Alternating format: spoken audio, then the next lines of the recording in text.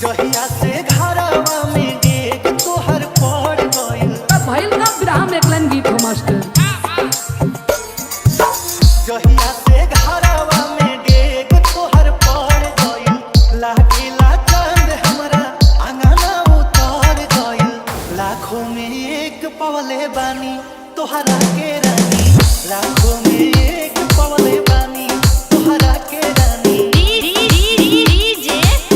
विकास sound विकास sound विकास sound. जिंदगी में होते तहरा भाग्य हमर जागल आइल बहार सब कुछ अच्छा लागे लागल घोसरामा चौक मुजफ्फरपुर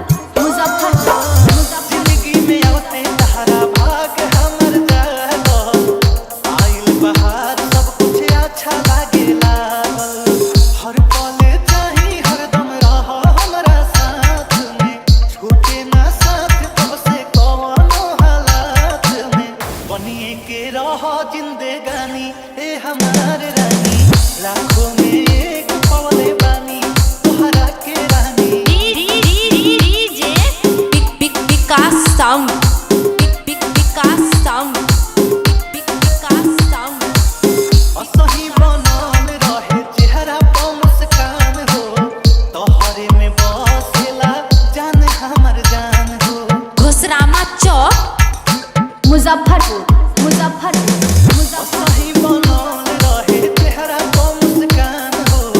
तोहरे में बसेला जान हमर जान हो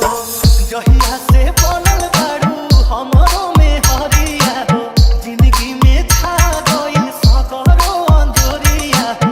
बन गइल प्यार के कहानी ए हमार रानी लाखों में एक पवले बानी तोहरा के रानी विकास साउंड विकास साउंड। 88 73 22 79 89।